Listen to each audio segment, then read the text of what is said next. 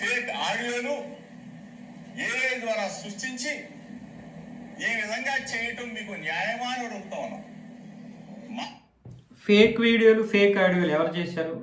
వీళ్ళ ఇంట్లో జరిగినటువంటివే వచ్చాయి బయటికి. మీరు న్యాయమా ధర్మమా అని అడుగుతున్నారు. హిందువులుగా మేము కూడా అడుగుతున్నాం. మీరు క్రిస్టియన్ మతంలోకి వెళ్ళిపోయి మీరు మతం మారిన విషయం మీ కోడలికి చెప్పకపోవడం ధర్మమా?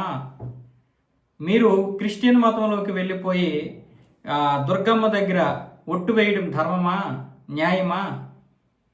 మీరు మంత్రిగా చేశారు కదా. మంత్రిగా చేసినటువంటి మీరు ఒక అమ్మాయి జీవితాన్ని ఎలా నాశనం చేశారు? అది మీకు న్యాయమేనా? ఇది మీకు ధర్మమేనా?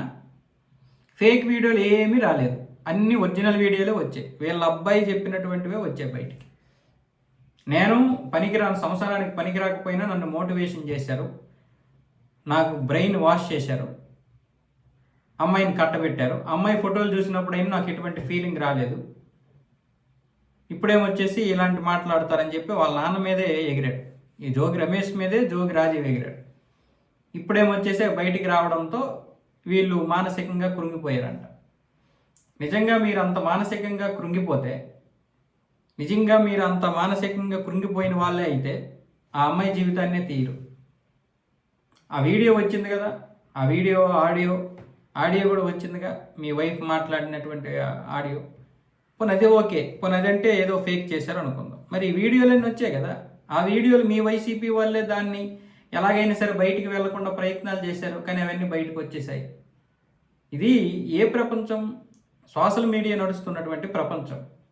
ఇందులోకి ప్రతిదీ వచ్చేస్తుంటుంది. మీరు దీన్ని కవర్ చేసుకోవడం కంటే కూడా దాని నుంచి బయటపడడానికి పరిష్కారం ఏదైతే ఒక సొల్యూషన్ ఉంటుందో ఆ సొల్యూషన్ కొనుక్కోవడానికి ప్రయత్నం చేయాలి తప్ప ఇంకా దాన్ని రాద్ధాంతం చేయకూడదు.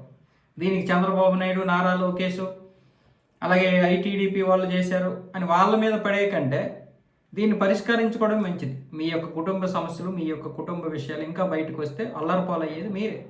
ఆ అమ్మాయికి ఏదో ఒక విధంగా న్యాయం చేయండి.